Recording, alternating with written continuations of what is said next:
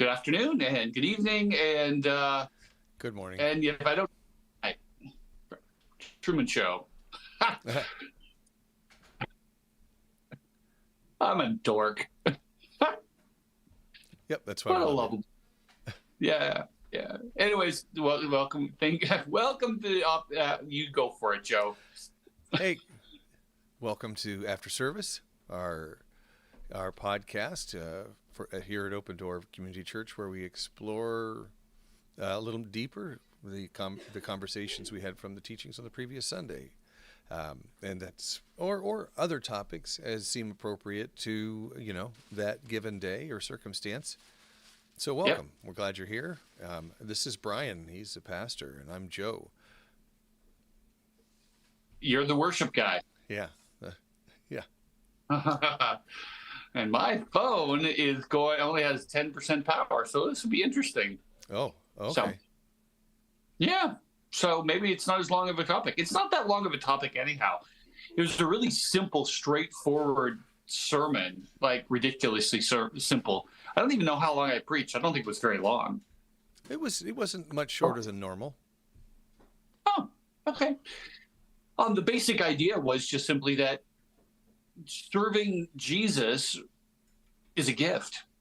It's a blessing. It's an opportunity. It's a privilege. It's so often we think of that, I think, as a duty, as work, as something, as an obligation. And well, in a sense, I could see how those things are true, but it's really a gift. And I didn't use this as an illustration at the time, but I thought about it afterwards was, by asking a couple of questions. Is God selfish? Well, no. Obviously, he can't be selfish. He's God, right? Okay, then is God being selfish when he says to give of your money, your time, and your talents to serve him? Is that self-serving? Well, no, it can't be, because God's not selfish. So he must be giving you something by giving you an opportunity to serve him, to give to him. And that's the idea. That's the whole idea. God's blessing you by giving you this opportunity to serve him, which is following exactly the pattern of Jesus. There's just so many little details, and including the opportunity of serving somebody else to let them serve you. So those are some of the ideas I had. Well, the first thing that it made me think of was leading worship, that I view that primarily as a privilege. It's a privilege, a gift to me to be able to serve him in this regard, and also as a byproduct that to serve the congregation. Right. And part of that is acknowledging that I am an imperfect vehicle for this role, and that to be asked to do that is just really is an honor and a privilege, and there definitely are times, days, whatever, where I'm like, oh, okay. But usually once I'm there and I'm in, we are worshiping together and stuff, that all that stuff melts away. And in those moments, it's what it should be. And I think that's a lot like how we kind of feel, maybe, and this could be me projecting, but like we'll decide we're going to go to a concert or a play or something like that. And it's like, it doesn't feel like something we get to do. It feels like something we have to do because we've paid the money or whatever. And it's just like, okay, we're going to go. There's like this barrier that we have to get through to get to the point where we're there and we go, oh, I'm so glad that we did this. And I think, you were talking about the way I interpret it was being more open to saying yes when you are asked to serve, when you're given the opportunity to serve. Yeah. And that there's that natural tension there that I think many of us have to go, I don't think so. I'm actually the opposite. I kind of have to fight the tendency to say yes, because it's in my nature to want to help.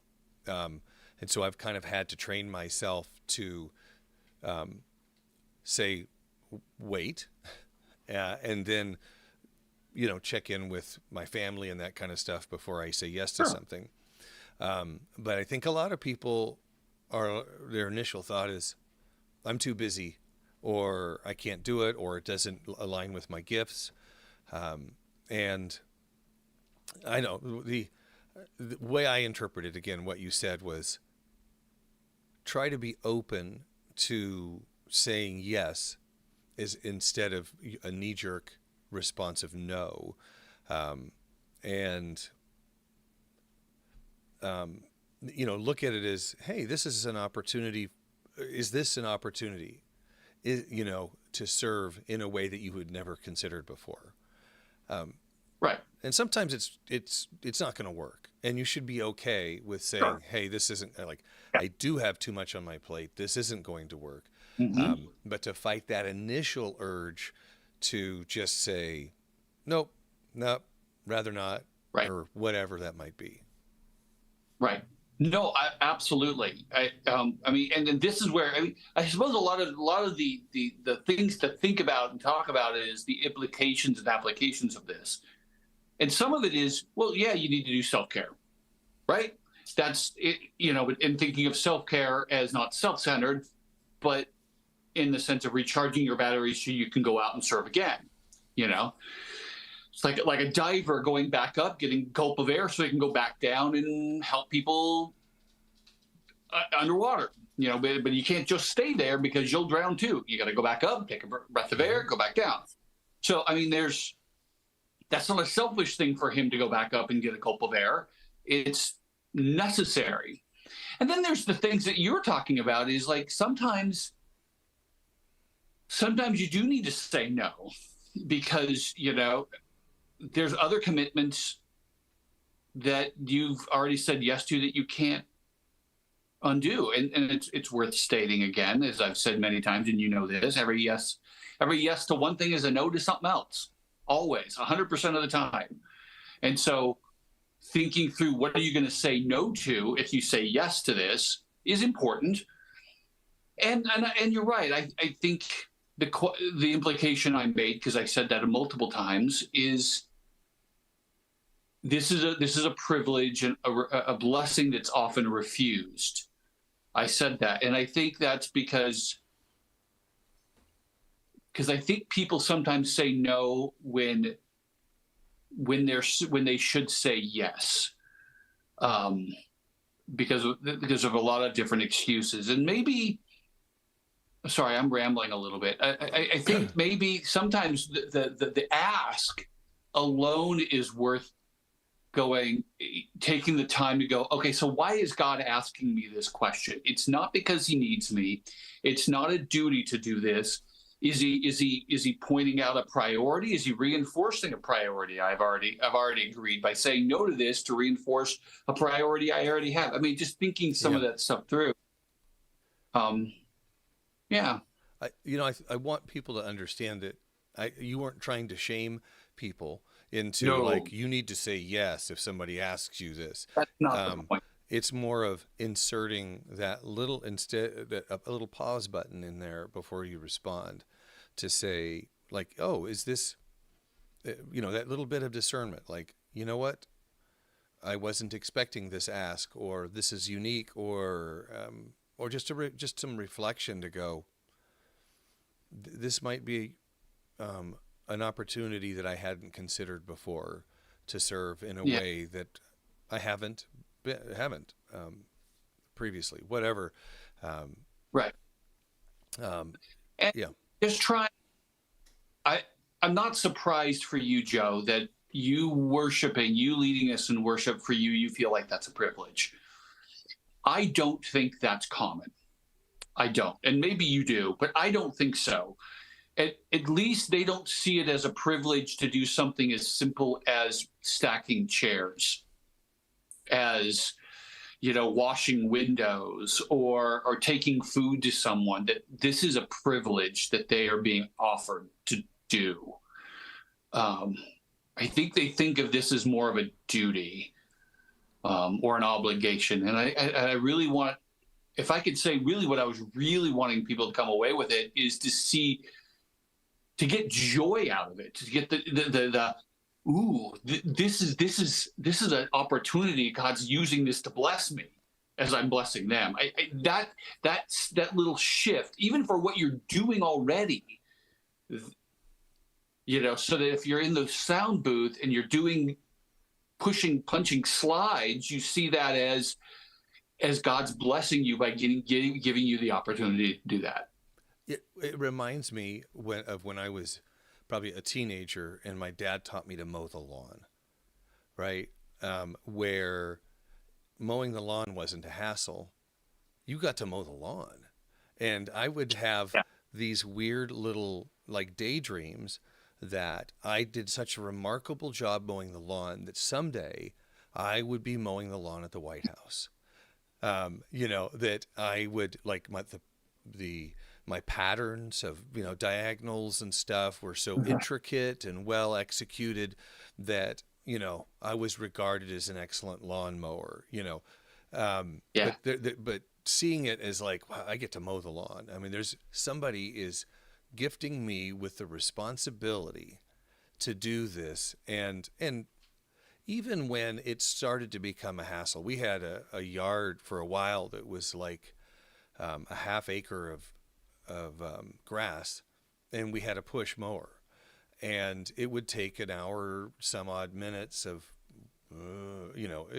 so you had to go someplace, right, with that, and you could either just be annoyed with it, or you could turn that into what can I do with this to make this not just enjoyable, but maybe well, I mean, like a privilege. How can I make this more? And I think it's just a lot of shifting our attitudes. You've heard me talk about, remember when you've had that first boyfriend or girlfriend or whatever, when all of a sudden serving, you just wanted to do it because you felt this, you felt this emotion, this love, this whatever, that's like, I just want to do this. And there's a framing that we can do to go from, stacking chairs to, I'm going to be the best That's it. chair stacker. Well, I almost couldn't say that.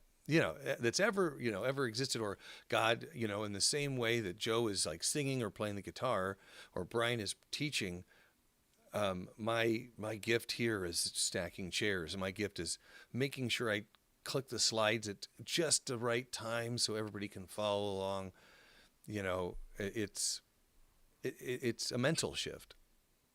It's a mental shift, and I didn't say it, and I really wish I had, but we so often look at things like what I do and go, oh, well, yeah, of course, that's an honor, that's a privilege, but stacking chairs, how is that a privilege? To see those on the same level in a lot of ways, that they're both a privilege too. And to be honest, this is something that we're, because you are going to be there on Sunday, but I'm going to talk more about this and talk about the glory of of ministry, that what you're doing is part of something huge.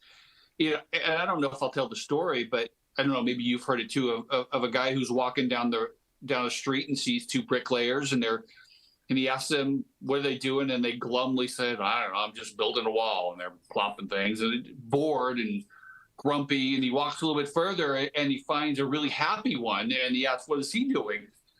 Doing the same job. He says, I'm building a cathedral. This is going to be the best cathedral ever. He's happy because he can see that his work is part of something just glorious. And so the small details that he's doing matter. Where the other one, so it's just a job.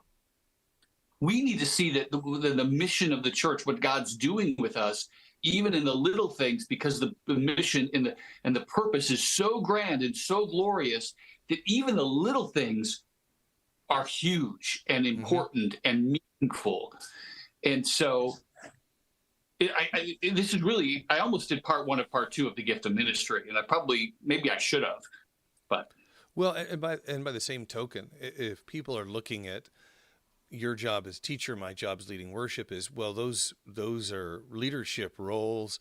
They get more attention. They are more meaningful. They're whatever, But as you mentioned on Sunday, there's just as much room for resentment and, annoyance or burnout or whatever that just because you perceive a role as being bigger, better, more, whatever that might be, there's still so much work that goes into it and so much opportunity to go, I'm sick of this. People don't care. This is too much work. I'm not paid enough. Or why am I subbing for this guy when I'd really just rather have the Sunday off? Or, whether your role is the smallest of roles or the largest of roles, there's opportunity to appreciate or resent. Yeah. And it all has the framework. It's all about the framework. Yeah. How do you see what, is it a blessing that you're getting, that God's tapped you on the shoulder? Because he doesn't need you. He doesn't need me, but he wants to use you. And so some of it is, I really would like to see people, and our church is really pretty good for the percentage of people who serve.